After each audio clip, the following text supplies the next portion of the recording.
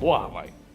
Johanna Tainá, de 12 anos de idade, foi encontrada enforcada no quarto, na casa da família, na cidade de Extremóis, na região metropolitana de Natal, na noite desta quinta-feira. A morte dela pode estar relacionada a um jogo na internet conhecido por Boneca Momo, uma espécie de desafio que leva a pessoa ao sufocamento, através de um grupo nas redes sociais. Os familiares não quiseram gravar entrevista. A escola onde Johanna estudava decretou luta oficial. O diretor Francisco Canindé disse que a menina ultimamente ia para a escola usando um casaco, o que não era comum. Era uma menina muito tranquila, muito pacata. Chegava às vezes na escola com os olhos vermelhos, que foi diagnosticado por uma professora. E até então a gente tinha que chamar a família para saber o motivo pelo qual ela alegava que era um problema de vista, um problema de visão. E a gente começava a observar só isso nela. Mas em relação ao comportamento, a ser uma menina onde tinha falta de comportamento, isso não existia nela. O senhor percebia também que ela ultimamente andava de casaco, o que não é comum, né? Foi observado isso, né? Eu não sei se pelo fato dela ter algum sentimento depressivo e viver ou tentar se cortar, em algumas situações foram observadas isso na escola. Durante toda a manhã dessa sexta-feira, amigos, familiares e colegas do colégio foram à casa de Johanna. Ninguém conseguia entender e aceitar o que tinha acontecido. Algumas colegas disseram que a garota se cortava nos braços, inclusive tentou cortar o pescoço, e citaram o jogo da Boneca Momo. Estão espalhando a notícia que ela estava num grupo que estava em relação com esse Momo. E a gente acredita que seja verdade, né? Porque ela tinha depressão e começou a jogar esse jogo. Ela entrou em um grupo no WhatsApp e começou a conversar com ele. Tiraram o celular dela, mas ela continuou falando com ele e não teve como, né, parar isso. Nós tentamos um contato com o delegado da Polícia Civil aqui da cidade de Extremóis, Alisson Barbosa. Mas ele preferiu, por enquanto, não gravar entrevista. Disse que vai ouvir primeiro os familiares da menina Johanna. Mas não descartou, caso inicie a investigação, de pedir aos familiares da menina o celular e o tablet que ela utilizava. O delegado também pretende ouvir os familiares assim que passar esse momento de muita dor. Ainda segundo a Polícia Civil, até agora, não há provas que Johanna Tainá morreu porque estaria participando de um grupo nas redes sociais que estimula a automutilação e o sufocamento. O caso também poderá ser investigado pela Delegacia Civil de Crimes Virtuais. É interessante que todos os pais tenham controle do que o seu filho faz na internet, principalmente com o WhatsApp, porque a criança fica em contato com pessoas que às vezes ela nem sabe quem é. O número, a pessoa pode digitar um número qualquer e entra no número do seu filho. Então ele necessariamente não conhece seu filho, mas ele digitou o número e mandou a mensagem. E a criança aceitou. A criança não tem discernimento de entender o que é bom e o que é ruim. E às vezes esse joguinho, ele leva a criança para um lado que os pais até nem sabem que seus filhos estão fazendo isso. Inclusive pede para fazer mutilações, se cortar, e a pessoa vai, se cobre, coloca uma camisa de manga comprida, coloca alguma touca na cabeça, corta tufos de cabelo e bota a touca para ninguém ver. Então, assim, eu vejo que os pais que têm filhos com algum tipo de distúrbio psicológico, esses têm que ter um cuidado bem maior. E o envolvimento com conteúdos virtuais pode influenciar no comportamento em crianças e adolescentes. Para ajudar a identificar quais são esses indícios, o repórter Rogério Fernandes conversou com a psicóloga Débora Sampaio. Se vê agora. Presta atenção. No ar, vai. A incidência ou conhecimento da Boneca Momo já é frequente, né?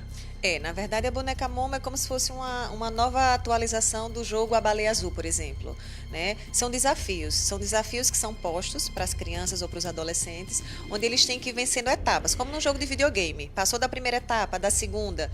No caso do jogo, né, da Boneca Momo, tem o movimento em torno da sensação de se asfixiar, né? Quanto tempo você consegue ficar sem fôlego, sem ar, se enforcando. E aí daí essa suspeita de que os casos de enforcamento estejam relacionados com esse novo desafio, com esse novo jogo. Mas há como vigiar, por exemplo, o adolescente sempre está ali no celular, enfim, todos querem ter um celular. Como é que a família consegue controlar? Na verdade, essas questões, eu acho que elas vêm justamente para trazer à tona, mais uma vez, o cuidado que os pais precisam ter nesse monitoramento com as redes sociais, com a internet. Por quê? A internet é como se fosse uma grande praça pública, né? Que existe todo tipo de gente, existe todo tipo de perigo. Então, você deixaria sua filha solta numa praça pública? Não. A internet é a mesma coisa, os pais têm que estar atentos. E aí, para isso, existem aplicativos, existem limites que eles podem dar em relação a conteúdos que a criança ou que o adolescente podem ter acesso, né? Existe a questão mesmo de... Eu sei que o adolescente, por exemplo, precisa de privacidade, precisa de autonomia, mas é uma autonomia vigiada, porque ele não é ainda completamente, ele não tem maturidade o suficiente para lidar com determinadas situações, né? Então, os pais têm que estar realmente acompanhando. Agora, com relação a indícios, por exemplo, disseram que ela estava um pouco estranha, às vezes os olhos vermelhos, ela estava usando o casaco ultimamente porque tinha se cortado, enfim, dá para perceber dentro de casa. Ela teria saído do banho, todo mundo jantando, se trancou no quarto, começou a demorar, de repente foi encontrada daquela forma, enfim, a família poderia estar ali naquele momento acompanhando, olhando, nesse caso específico, por exemplo, e em tantos casos, há como identificar se a criança está diferente por causa desses aplicativos? Na verdade, um ponto que chama muito a nossa atenção é a questão do isolamento. Normalmente eles tendem a se isolar e a passar mais tempo em contato, né, com o celular ou com o computador. Então, a questão do tempo é muito importante. Por exemplo, os pais estarem atentos à quantidade de tempo que o filho ou a filha está, né, usando as redes sociais ou a internet ou nesses jogos, enfim.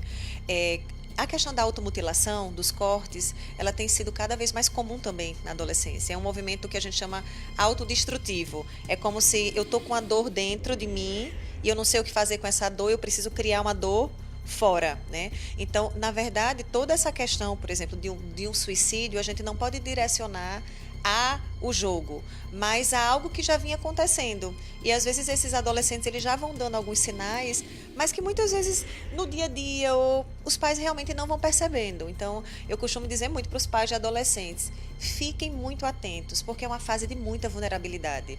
É uma fase que eles estão muito, muito frágeis, que eles estão descobrindo muitas coisas, que os sentimentos mudam muito, toda a questão emocional fica muito frágil, né? Então, o isolamento, a quantidade de tempo, né, nas redes sociais, saber quem são os amigos, tá em contato com os amigos, vai acompanhar de que horas vai, de que horas chega, quem estava, quem não estava, conversar, mostrar interesse, né? Assim, meu filho, como é que foi? Não é só como é que foi a escola hoje, mas o que é que você pode me ensinar do que aconteceu na escola hoje? Validar, dar importância, porque às vezes a gente tende a dizer assim, é frescura, é besteira, minha filha, acabou o namoro, tá sofrendo, é normal. Não, a gente poder olhar para a dor deles nesse momento. Não dá muito tempo para a gente conversar, não, em relação a isso, mas uma dica, um conselho especial é que observe tudo e assimile o que a psicóloga falou. Não basta simplesmente você dar um computador, um tablet, um celular para seu filho e achar que ele está jogando Minecraft. É bom, de vez em quando, a gente está dando uma olhada, pegar o telefone mesmo para olhar, para verificar, para não acontecer o que aconteceu com essa menina. Estou indo embora. Gente, não há mais tempo para nada. Obrigado pela audiência desta semana. Tá chegando amanhã já um novo mês, já estamos quase no final do ano. Segunda-feira é meu dia, a gente volta. Se Deus permitir, vai permitir. Seu obrigado, né? Abençoe esse final de semana. Eu, Margot, toda a equipe de jornalismo da TV Ponta Negra. Vamos nos encontrar 2 dias longe, nosso dia. Um abraço. Eu te vejo lá, viu? A gente se vê daqui a pouco.